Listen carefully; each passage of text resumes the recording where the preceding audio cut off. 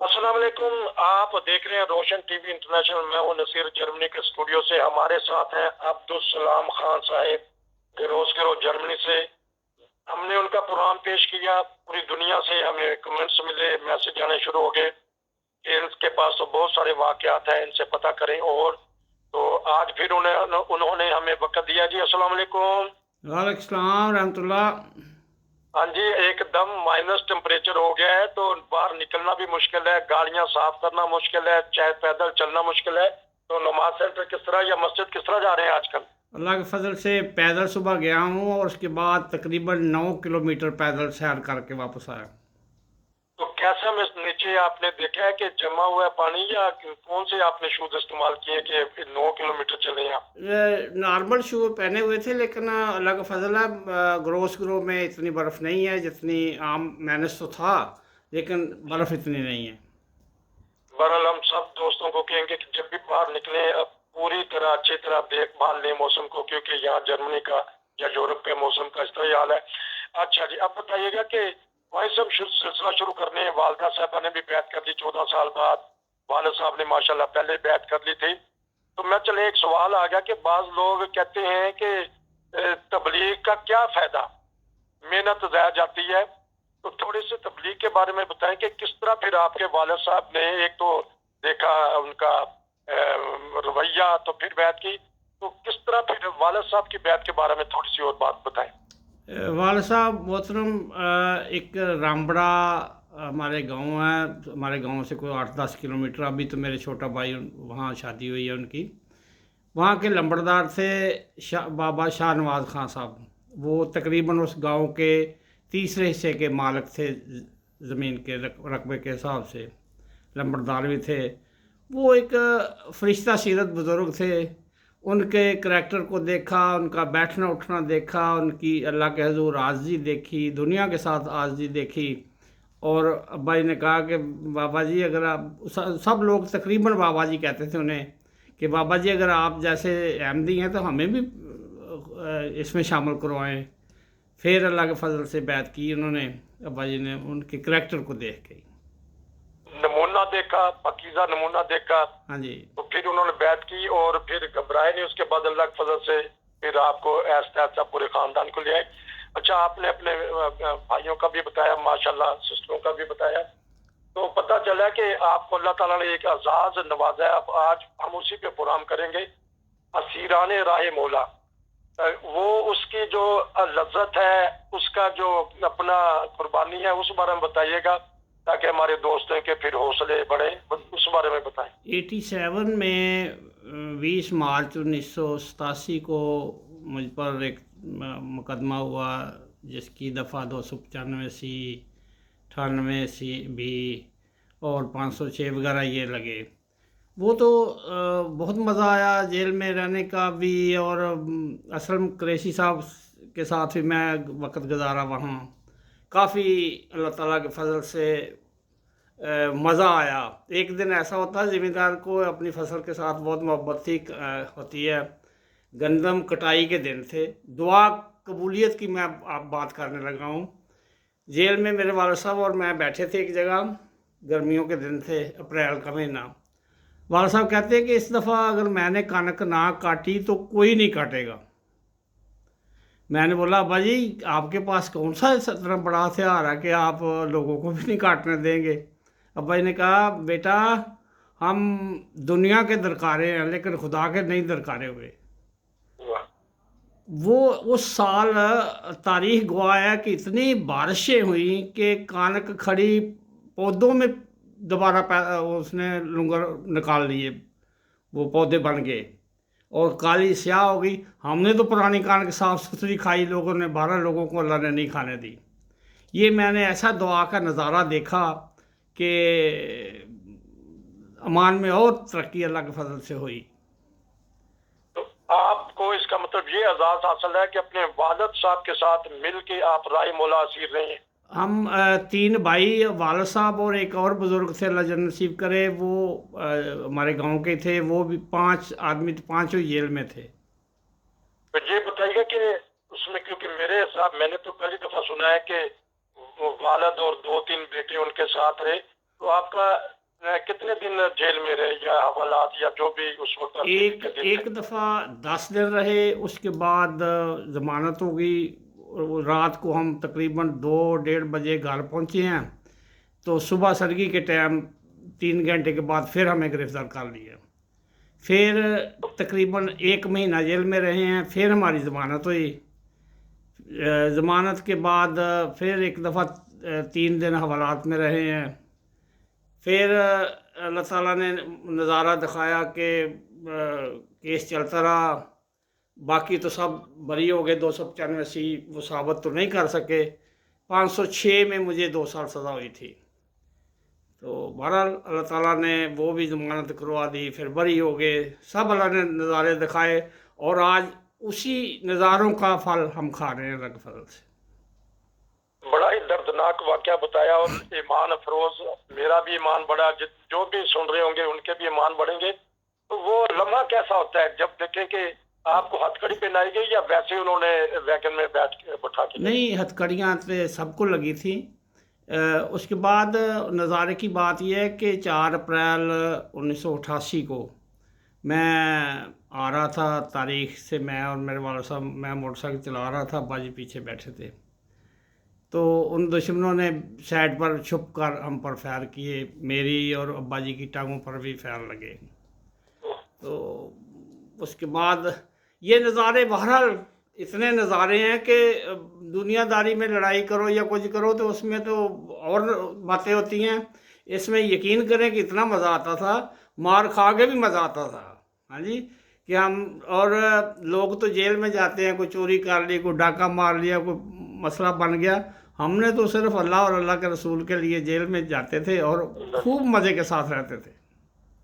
تو آپ نے ابھی کہا کہ تشدد کا بھی خطرہ ہوتا ہے جب پکڑتے ہیں، یہ اس کیس میں کہ تشدد بھی ہوا یا انہوں نے ویسے ہی ڈانٹ ٹپٹ کی؟ بہت کوشش کی انہوں نے، لیکن اللہ تعالیٰ کا فضل ہے کہ جماعت کا ایک اچھا اثر تھا وہاں اس وقت، اس حد تک ہمارے ساتھ سلوک نہیں ہوا جتنا وہ کرنا چاہتے تھے۔ تو پھر میرا وہی ذاتی پھر سوال ہوگا کہ کیا محسوس کرتے ہیں جب والد صاحب کو دیکھتا ہے انسان ہتھ کڑی لگی ہے، تو دو طریقے ذہن میں آتے ہیں کہ ہم کون سی جماعت میں شامل ہو گئے ہیں کہ باپ کو ہتھ کڑیاں لگ گئی، یا پھر بہت ہی محبت آتی ہے کہ اللہ کی خاطر ہم نے یہ زیور پہنے ہیں۔ یہ لمحے بتائیے گا۔ یقین کریں کہ وہ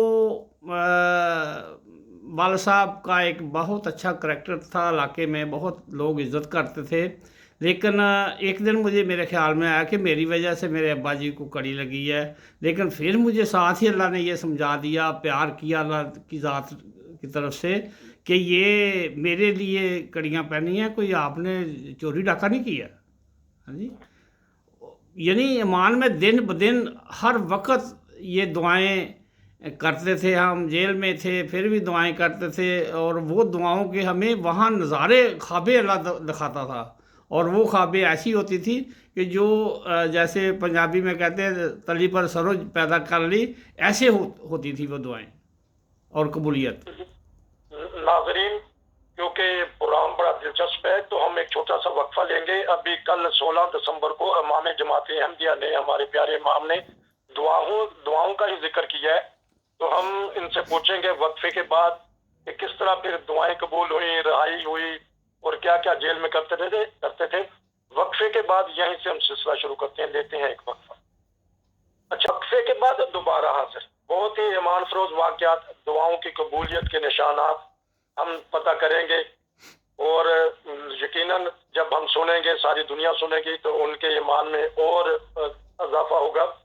اچھا خان صاحب، یہ بتائیے گا کہ اس طرح پھر وہ دن رات کس طرح گزرتے تھے، کھانا پینا، عبادتوں کا، ٹوائلٹ باتھ روم جانا، کیونکہ بہت سارے واقعات ہم سنتے ہیں کہ بعض دفعہ تو انسان کو بہت تنگی ہوتی ہے جیل میں، تو یہ اس بارے میں بتائیے گا ہمارے ناظرین۔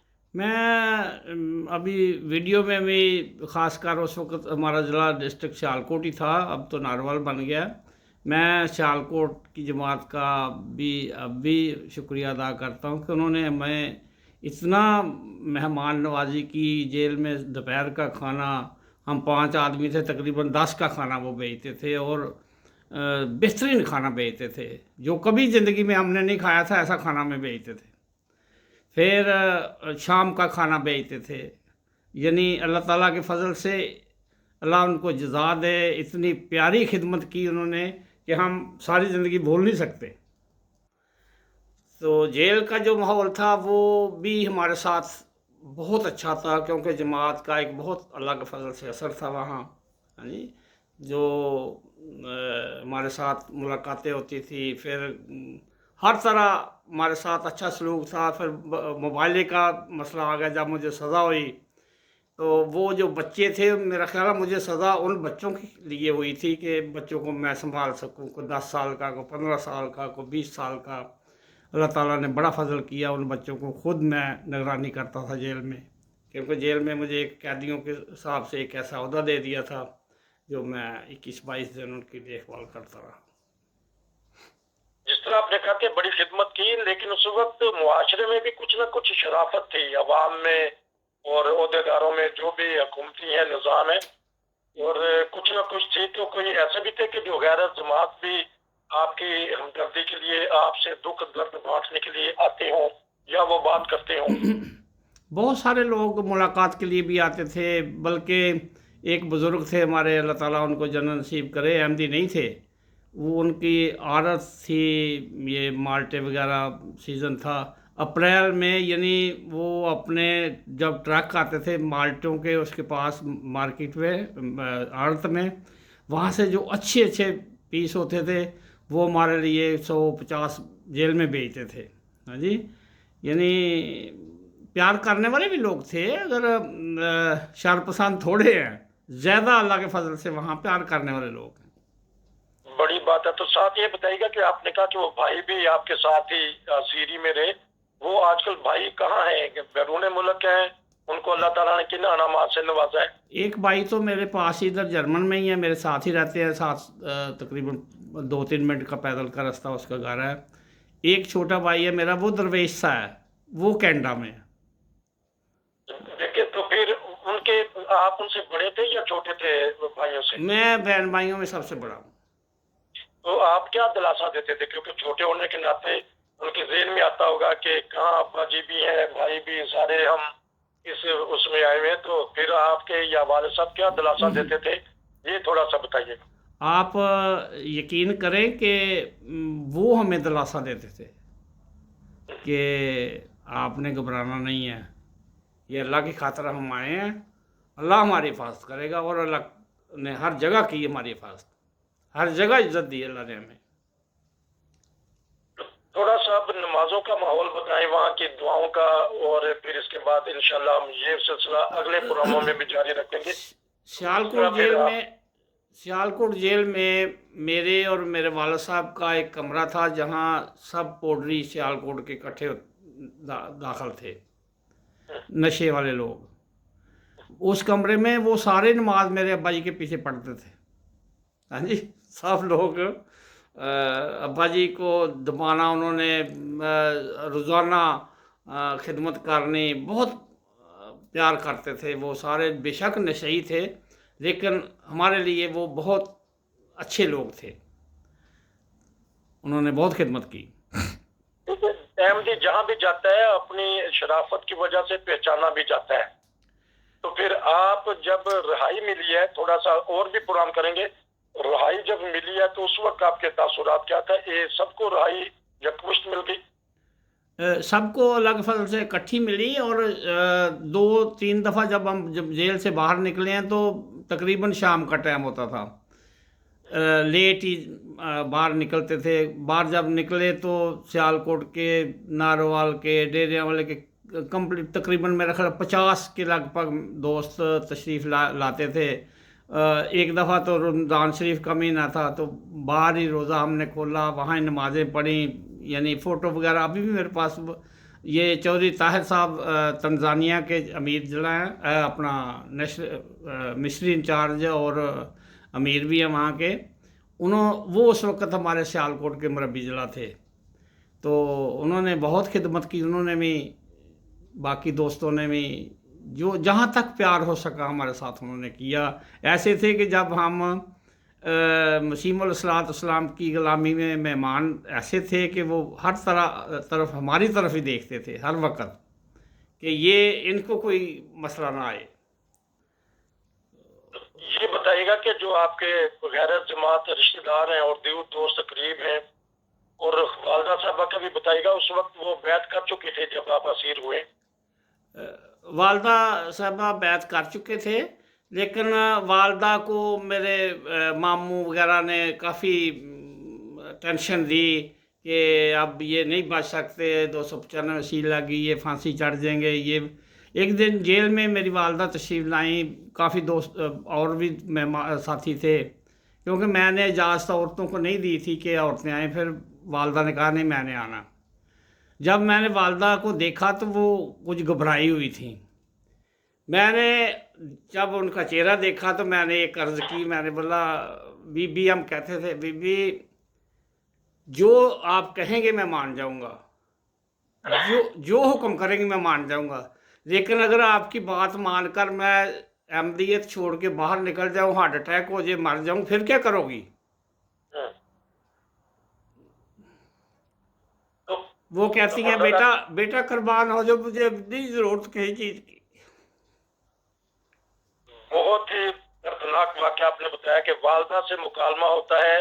उस वक्त आप नौजवान थे, जवान थे, तो अगर क्योंकि वो लाजमी तौर पे पंजाबी में ही उन्होंने गुफ्तगू की होगी आपसे, तो अगर आप मुनासिब समझें, क्योंकि मुझे पता कि आप बड़े इस वक्त गमज़दा है, मैं भी बड़ा हूँ, तो कोई वो बता दे कि आपने किस दलेरी से अल्फाज के और किस दलेरी से आपकी वालदा ने फिर वो अल्फाज बर्दाश्त किए। यहाँ से हम प्रोग्राम ख़त्म करेंगे। वालदा ने, जब मैंने कहा कि बीबी अगर बाहर निकलते ही मेरा हार्ट अटैक हो जाए, मैं मर जाऊँ, फिर क्या करोगी? जी, तो उन्होंने कहा बेटा कुर्बान हो जाओ, मुझे कोई चीज़ की ज़रूरत नहीं है। ये नाज़रीन देखें कि जमात अहमदिया के जो सपूत है, जवान है, उन्होंने असीराने रहमतुल्लाह के वक़्त देखे और बड़े ही खुशी से वो दिन गुजारे। और आज अल्लाह के फज़ल से जो मुखालफिन चाहते थे फांसी दे दिए जाए 295 सी 298 सी के तहत, आज वो खुद और उनकी नस्लें पूरी दुनिया में फैली हैं और गवाही है सदाकत अहमदियत के। और क्या चाहिए? हज़रत अक़दस मसीह मौऊद अलैहिस्सलाम के जिंदा निशानों में से, दुआओं में से आज हमारे साथ हैं अब्दुल सलाम खान साहब।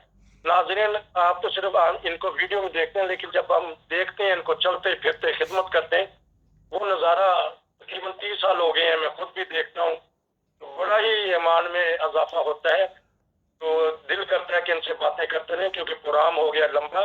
तो नाज़रीन फिक्र ना करें, हम इनसे प्रोग्राम लेते रहेंगे, क्योंकि फिर मुझे मैसेज आते हैं कि इनसे और बातें पता करें, तो बारी बारी इंशाल्लाह हम इनसे पता करते रहेंगे। इसलिए तो हम कहते हैं कि रोशन टीवी इंटरनेशनल को देखते रहा करें, हम अच्छे अच्छे प्रोग्राम पेश करेंगे। और आपके पास भी नाज़रीन कोई ऐसे प्रोग्राम है, कोई ऐसे वाक़यात है, तो ज़रूर, क्योंकि आपके ऊपर कर्ज है, हमारे ऊपर कर्ज है, हमने लोगों को बताकर जाना है कि जमात अहमदिया ने किस तरह तरक्की की मुखालफत के बावजूद भी। खान साहब आपका बहुत शुक्रिया। कुछ कहना चाहते हैं नाजरीन को आप, या 1-2 मिनट में पैगाम दे दें, फिर प्रोग्राम ख़त्म करते हैं। जज़ाकुमुल्लाह। अल्लाह ताला सबको अपने हिफ्ज़-ओ-मान में रखे।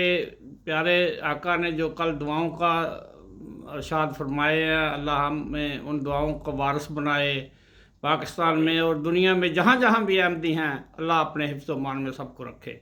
अस्सलामु अलैकुम। आमीन। जज़ाकुमुल्लाह। अस्सलामु अलैकुम नाज़रीन। मज़ीद मालूमात के लिए, अच्छे अच्छे प्रोग्राम देखने के लिए हमारे चैनल को सब्सक्राइब कर लें। जुड़े रहिए रोशन टीवी इंटरनेशनल।